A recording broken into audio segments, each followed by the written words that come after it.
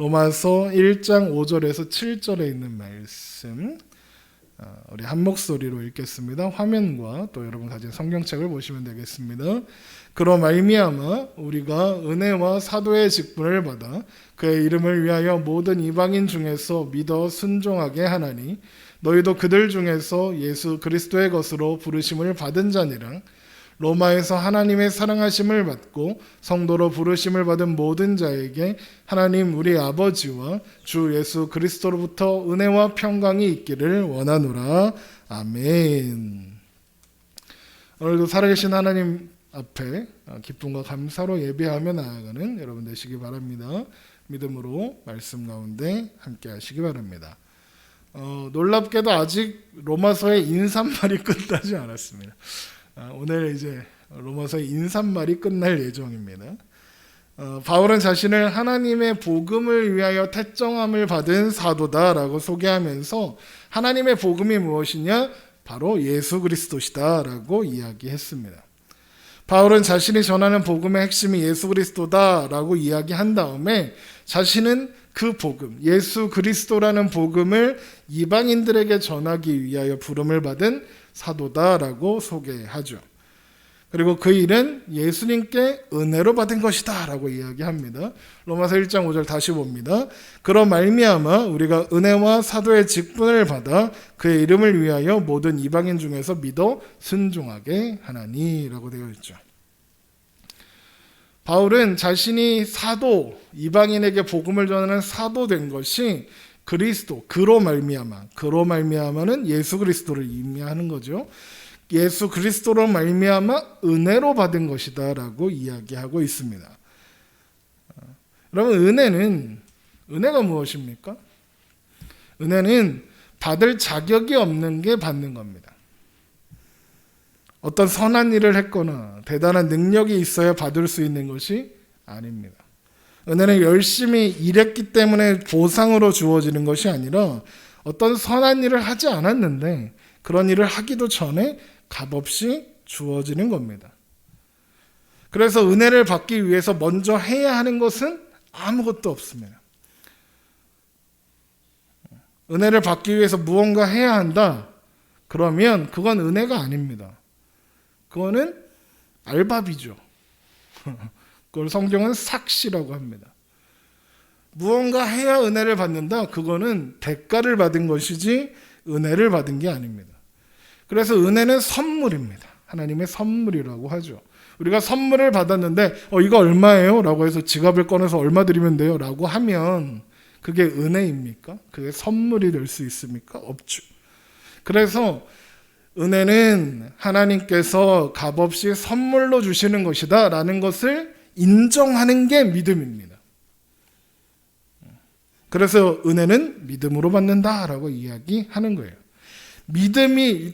은혜는 믿음으로 받는다 그러면 사람들이 또 어떻게 착각하냐면 믿음이 조건이 돼서 믿음이 있어야 은혜를 주신다 라고 이야기합니다.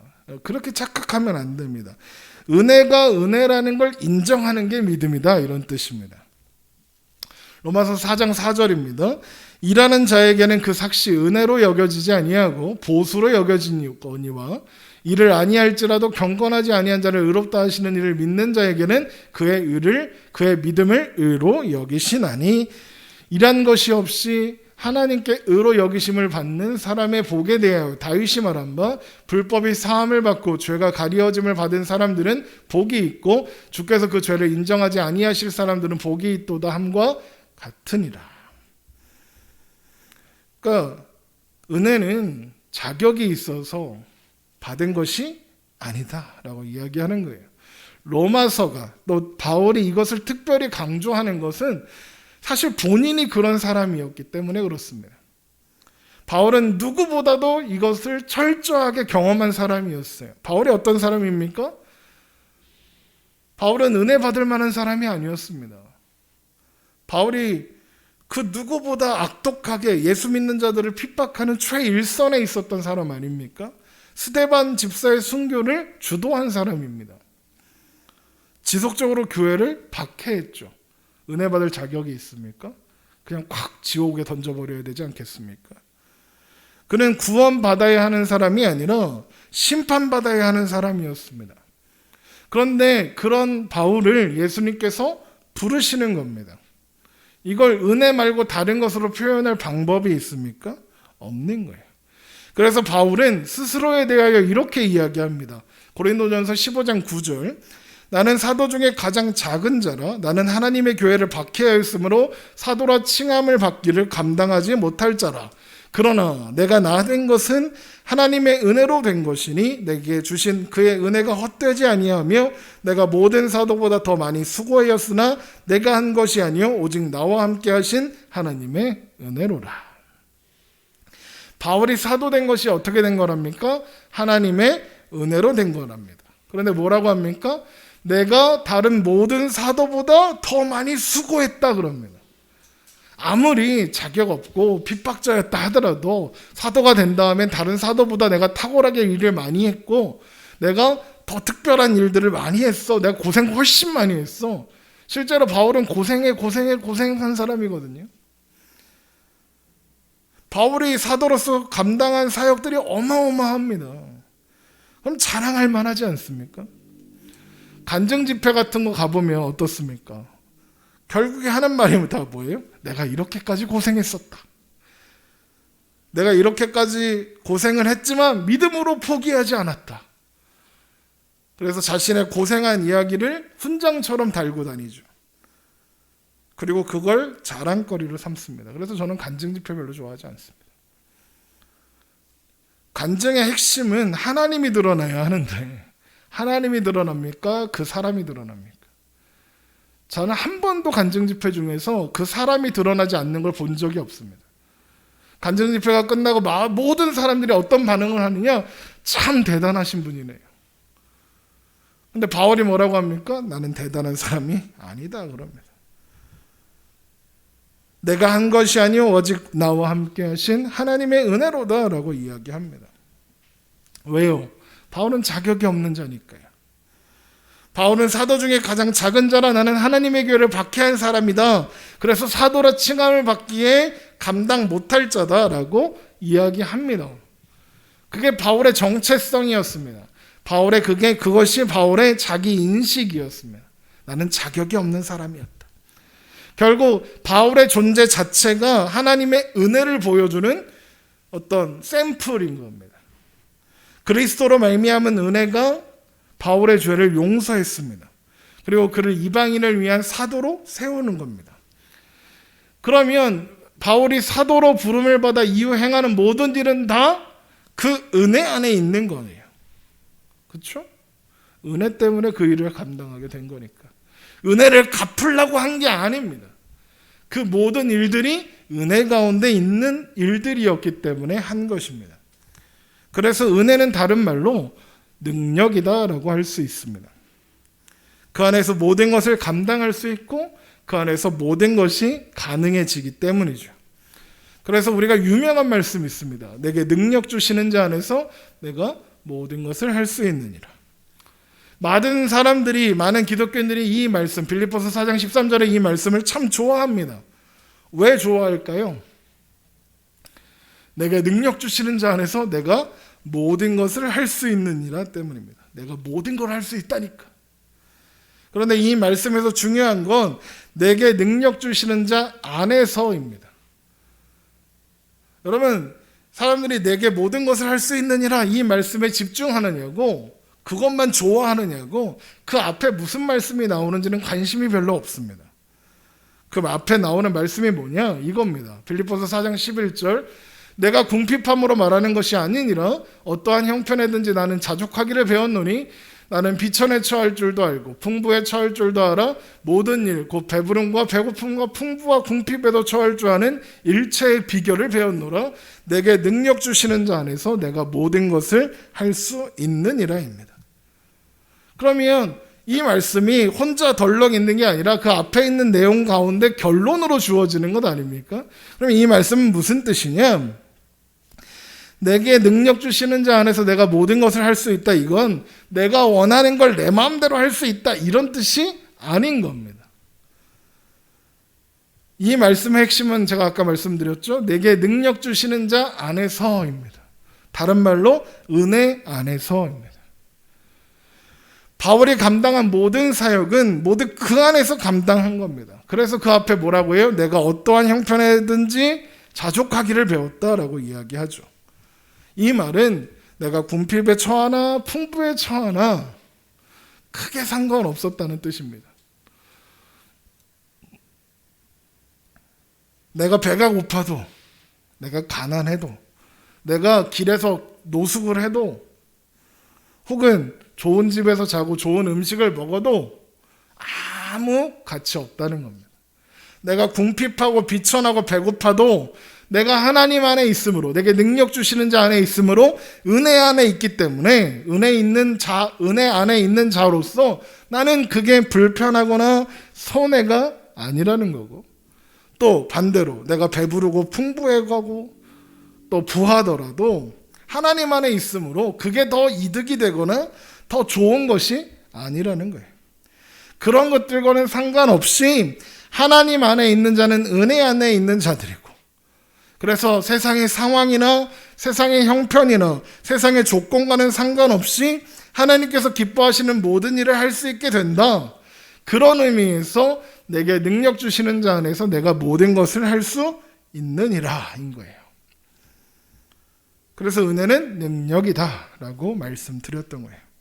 그런데 바울은 자신만이 그런 게 아니라 로마의 성도들, 그들도 동일한 은혜로 부름을 받은 사람들이다라고 이야기합니다. 로마서 1장 6절입니다. 너희도 그들 중에서 예수 그리스도의 것으로 부르심을 받은 자니라. 로마에서 하나님의 사랑하심을 받고 성도로 부르심을 받은 모든 자에게 하나님 우리 아버지와 주 예수 그리스도로부터 은혜와 평강이 있기를 원하노라. 여러분, 로마의 성도들만 그렇겠습니까? 아니겠죠. 여러분, 이 자리에 앉아 계신 여러분 모두 다, 우리들 모두 다 같은 부르심을 받은 사람들입니다. 우리들 모두 하나님의 사랑하심을 받은 사람들입니다. 다르게 표현하면 우리 모두 은혜를 받은 사람들이죠. 우리는 그 사랑 안에서 은혜로 부름을 받은 사람들입니다. 그렇다고 오해하지 마실 것은 우리가 사도로 부름받았다 이 말은 아닙니다. 사도로 부름받은 사람들은 바울과 12사도 그들이 전부입니다. 어떤 사람들은 이 시대에도 사도가 있다고 이야기하기도 해요.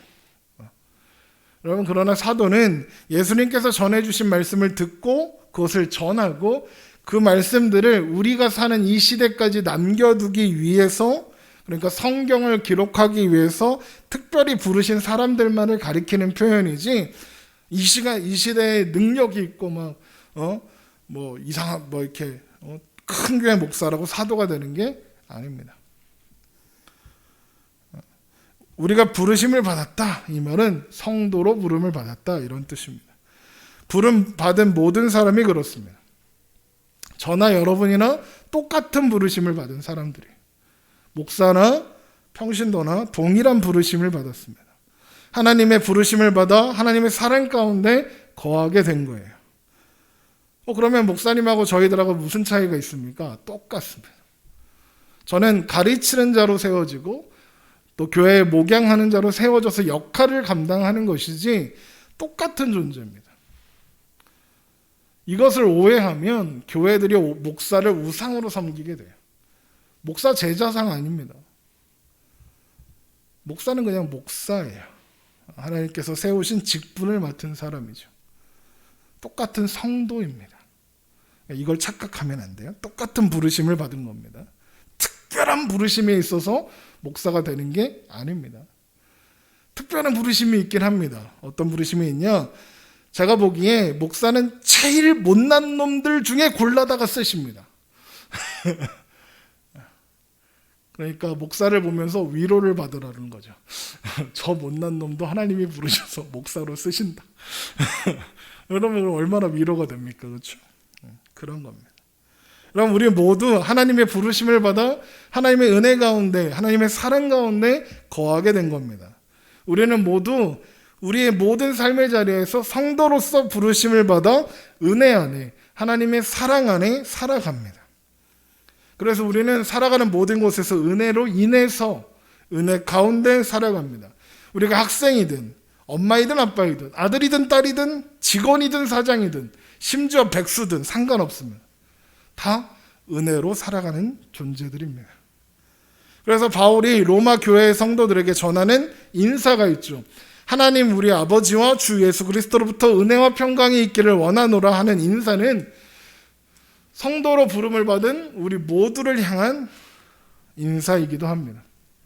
한번 다시 읽어볼까요? 로마에서 하나님의 사랑하심을 받고 성도로 부르심을 받은 같이 읽을게요. 시작. 로마에서 하나님의 사랑하심을 받고 성도로 부르심을 받은 모든 자에게 하나님 우리 아버지와 주 예수 그리스도로부터 은혜와 평강이 있기를 원하노라. 여기 로마를 안산으로 바꾸면 딱 되는 거예요. 보세요. 안산에서 와 느낌이 다르죠? 선부동에서 단원구에서 상록구에서 이렇게 되는 거예요. 우리 모두 이런 부르심을 받은 사람들이에요. 그럼 우리가 사는 오늘은 하나님 우리 아버지와 주 예수 그리스도께서 주시는 은혜와 평강 안에 있는 겁니다. 그래서 우리는 고백하는 거예요. 내게 능력 주시는 자 안에서 내가 모든 것을 할 수 있습니다. 그럼 우리가 사는 오늘이 내게 능력 주시는 자 안에 있는 거예요. 때로는 우리의 삶이 의미 없이 반복되는 것처럼 느껴질 수도 있어요. 매일매일 하루하루가 한숨 가득한 삶일 수도 있어요. 괜히 나만 혼자 뒤처진 건 아닌가 이런 생각이 들 수도 있어요. 다들 행복하게 잘 사는 것 같은데 나 혼자만 불행한 것처럼 느껴질 때도 있을 거예요. 이 정도는 다 해. 이 정도는 다 하는 건데 나는 왜 이 정도밖에 못할까? 우와 저 사람 정말 대단하네. 이러면서 사는 사람들이 얼마나 많습니까? 그래서 마음이 어떻습니까? 자꾸 조급해집니다. 불안합니다. 그런데 또 한편으로 어떻습니까? 뭘 해야 될지 모르겠습니다. 결국에 남는 게 뭐냐? 절망과 좌절과 후회와 실망밖에 없습니다. 좀 더 노력할 걸. 좀 더 애써 볼 걸. 그러니까 더 답답해지고. 그럴 겁니다. 그럴 수 있습니다. 그러나 여러분 우리가 잊지 말아야 할 것이 하나 있습니다. 그건 우리 모두 하나님의 사랑하심을 받고 은혜로 성도로 부르심을 받은 사람들이다라는 것입니다. 우리에게는 하나님의 은혜가 있습니다. 그리고 그 은혜는 우리가 뭔가 잘해서 줄만 하니까 은혜로 주신 것이 아니다라고 했습니다.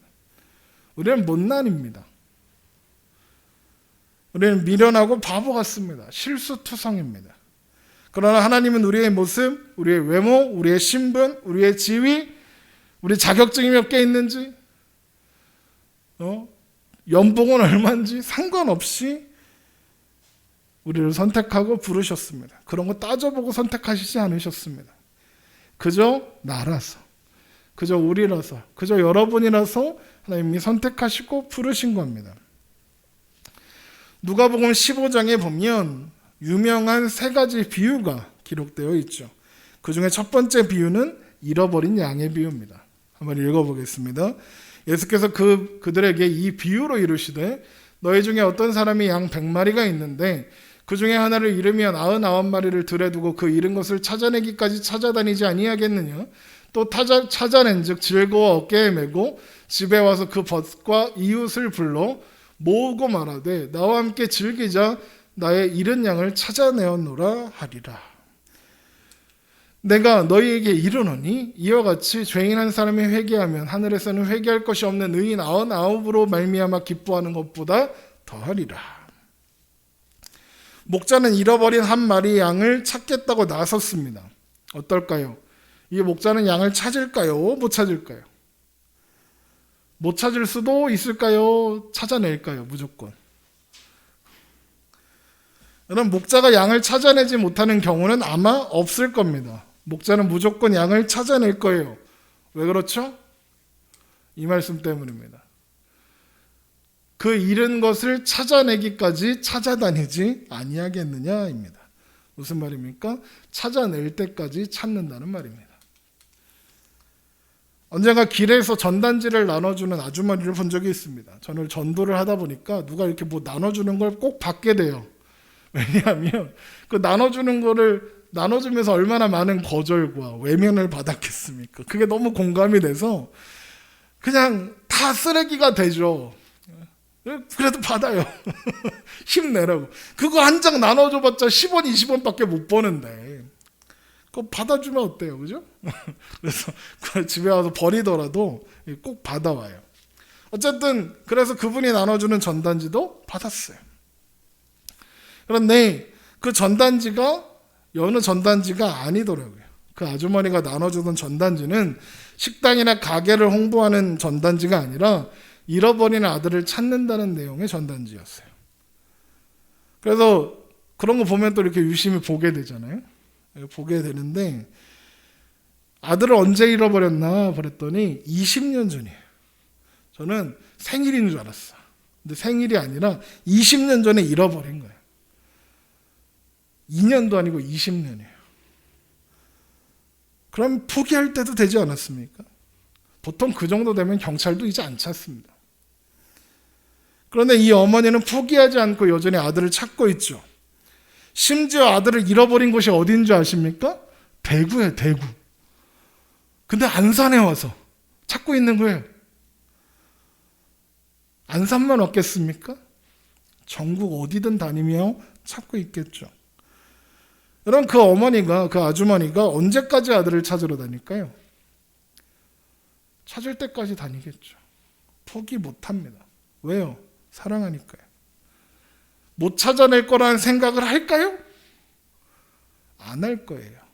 포기하지 않고 찾으러 다니겠죠. 이야기 속의 목자도 똑같아요. 목자는 양을 찾아낼 거예요. 찾아낼 때까지 찾을 거니까요. 하나님이 우리를 그렇게 찾으시는 거예요. 그런데 이 이야기 제가 말씀드린 그 아주머니는 아들을 못 찾을 가능성이 있어요, 없어요? 있어요. 왜요? 본인이 아파서 돌아가실 수도 있고 아들을 정말 어디 이상한 아들이 그냥 사라진 걸 수도 있잖아요. 근데 이 목자 속에 이 이야기 비유 속의 목자는 누구예요? 하나님이시잖아요. 하나님이 우리를 찾으시는데 못 찾겠어요? 찾겠어요? 하나님 무조건 찾아내시죠. 왜요? 하나님 전능하신 분이니까요. 우리가 어디에 있든지 저 바다 끝에 가서 거해도 저 지옥 끝에 가서 숨어도 하나님 찾아내신다고요. 왜요? 찾아낼 거니까. 자, 그런데 목자가 양을 찾아냈죠. 그런데 목자가 찾아낸 양을 데리고 어떻게 돌아가죠? 누가복음 15장 5절 또 찾아낸 즉 즐거워 어깨에 메고 돌아가요. 아니, 생각해 보세요. 그냥 야 걸어 빨리 걸어 이래도 되잖아요. 양이 다리가 없나? 지 혼자 막 거기까지 왔잖아. 걸어갈 수 있잖아. 근데 양을 어깨에 매는 거예요. 여러분, 양이요, 어린 양도 가벼워도 30kg래요. 어린 양, 새끼 양. 여러분 30kg짜리 가방 매보셨어요? 그거 메고 못 걸어 다녀요. 우리 그 한 5, 6, 7살 정도 되는 아이들이 한 그 정도 되나? 한 20kg 정도 되잖아요.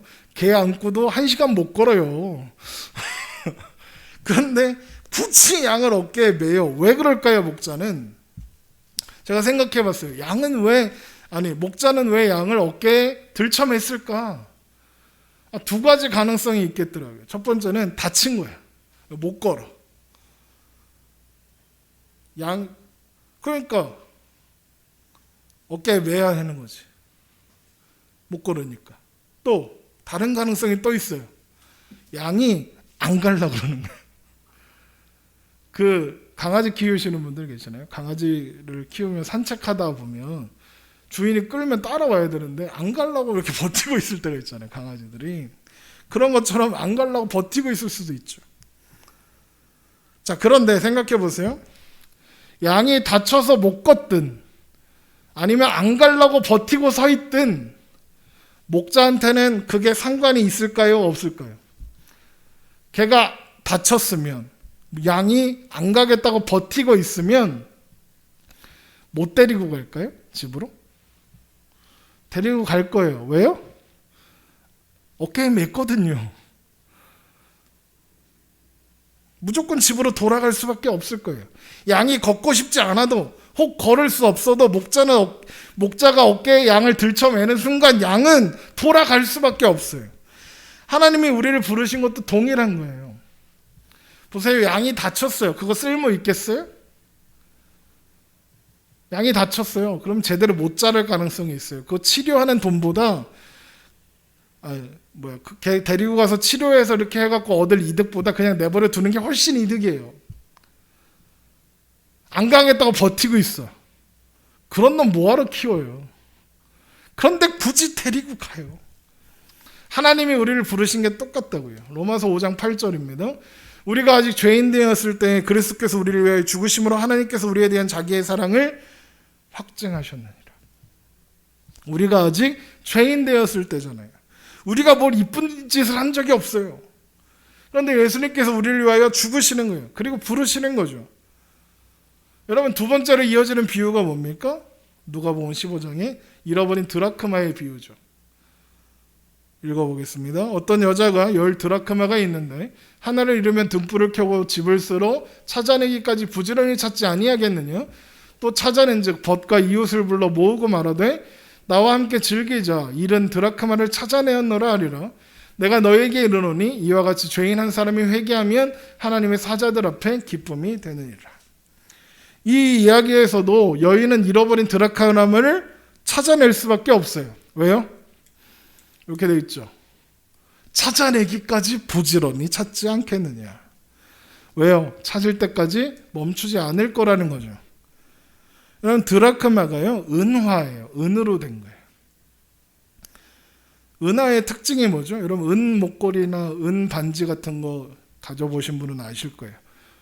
순수한 은은요, 이게 손톱으로 찍어도 흠집이 생겨요. 그죠? 안 해보셨어요? 순금, 순은 이런 거는 이렇게 누르면 흠집이 생겨요. 약하거든요. 은화는 오죽하겠어요. 은화는요, 떨어뜨리면 찌그러져요. 떨어뜨리면 흠집도 잘 나요.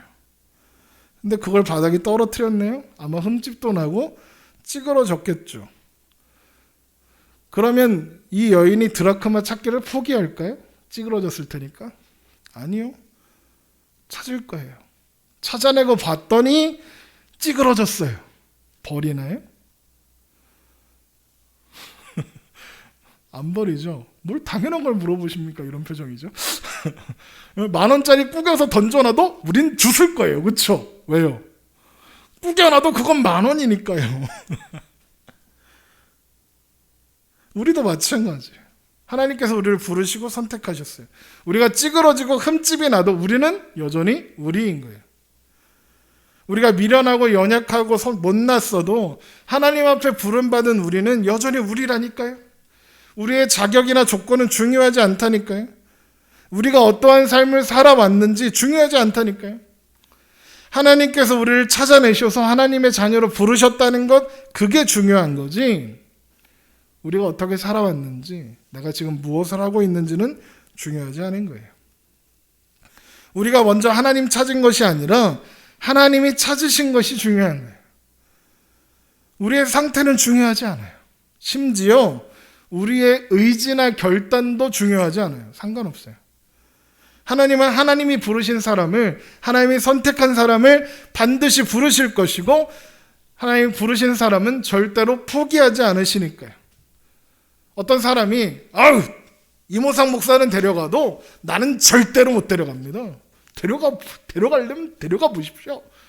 내가 하나님한테 끌려가나 보십시오. 그러면서 전봇대에다가 쇠사슬로 칭칭 감고 있다고 칩시다. 그럼 못 데려갈까요? 하나님이 엄청나게 큰 포크레인 같은 거 가져다가 전봇대를 통째로 퍼갖고 데려가실 거예요. 필요하면 안산을 통째로 퍼갖고 가져가시겠죠. 그러면 그 전봇대에 매달린 사람은 뭐라고 생각할까요? 여봐, 하나님 나 못 데려가지. 전봇대가 통째로 들려가는 줄 모르고. 그러고 있어도 이미 하나님의 어깨 위에 매여 있는 거예요. 결국에는 하나님이 인도하신 인생이었다라고 항복하게 되는 날이 올 거예요. 로마서 8장 32절, 제가 참 좋아하는 말씀이죠. 자기 아들을 아끼지 아니하시고 우리 모든 사람을 위하여 내주신 이가 어찌 그 아들과 함께 모든 것을 우리에게 주시지 아니하겠느냐. 하나님께서 아들을 죽이셔서 우리를 부르셨대요. 포기하겠습니까? 여러분, 무엇을 이루기 위해 아들 죽일 수 있습니까? 우리는 못합니다. 근데 하나님이 하셨어요. 포기하시겠습니까? 하나님은 항복할 때까지 쉬지 않으실 겁니다. 그러면 한쪽은 포기 안 할 거고, 누가 포기하는 게 빠르겠습니까? 우리가 포기하는 게 빠르죠. 우리가 항복하는 게 훨씬 좋아요. 고집 부리고 버텨봤자 손해입니다. 하나님은 절대로 우리를 포기하지 않으실 거니까요. 내 인생이 하나님의 은혜 가운데 있다는 걸 빨리 인정하고 그 은혜 가운데 사는 게 훨씬 좋아요. 그래서 하나님이 포기 안 한다고 이렇게 써놓으셨죠. 내가 확신하노니 사망이나 생명이나 천사들이나 권세자들이나 현재인이나 장래인이나 능력이나 높음이나 깊음이나 다른 어떤 피조물이라도 우리를 우리 주 그리스도 예수 안에 있는 하나님의 사랑에서 끊을 수 없으리라.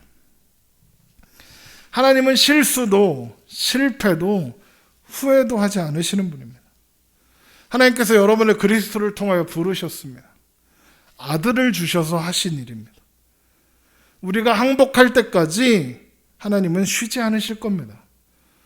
우리가 항복할 때까지 하나님의 은혜 안에 평안과 기쁨을 누리며 하나님의 영원한 나라의 백성으로 될 때까지, 온전한 자리에 설 때까지 하나님 포기 안 하십니다. 에베소서 2장 3절에 이런 말씀이 있습니다. 전에는 우리도 다 그 가운데서 우리 육체의 욕심을 따라 지내며 육체와 마음에 원하는 것을 하여 다른 이들과 같이 본질상 진노의 자녀이었더니 긍휼이 풍성하신 하나님이 우리를 사랑하신 그 큰 사랑으로 인하여 허물로 죽은 우리를 그리스도와 함께 살리셨고 너희는 은혜로 구원을 받은 것이라. 또 함께 일으키사 그리스도 예수 안에서 함께 하늘에 앉으시니 이는 그리스도 예수 안에서 우리에게 자비하심으로써 그 은혜의 지극히 풍성함을 오는 여러 세대에 나타내려 하심이라. 너희는 그 은혜에 의하여 믿음으로 말미암아 구원을 받았으니 이것은 너희에게서 난 것이 아니요 하나님의 선물이라. 행위에서 난 것이 아니니 이는 누구든지 자랑하지 못하게 함이라. 여러분, 은혜로 부르신 하나님께서, 은혜로 바울을 부르신 하나님께서 로마 교회의 성도들을 부르셨고 또한 여러분을 부르셨습니다. 그 부르심 안에 있는 우리들입니다. 하나님의 은혜와 평강이 우리의 것입니다. 그래서 여러분, 우리는 괜찮습니다. 우리의 오늘이 미련해 보여도 오늘의 실수나 넘어짐이 문제가 되지 않습니다. 우리는 원래 그렇습니다. 그러나 하나님은 신실하셔서 그 사랑을 포기하지 않으십니다. 우리는 그 안에 있습니다. 그 은혜 안에 있습니다. 부르심을 받아 그 자리에 와 있습니다. 여러분, 그 안에 있는 우리임을 기억하고 오늘이 사는 오늘이 부르신 그곳임을 또한 기억하며 은혜 안에서 두려움을 이기는 용기로, 두려움을 이기는 믿음으로 오늘을 살아내는 저와 여러분 되시기를 주님의 이름으로 축원합니다. 기도하겠습니다.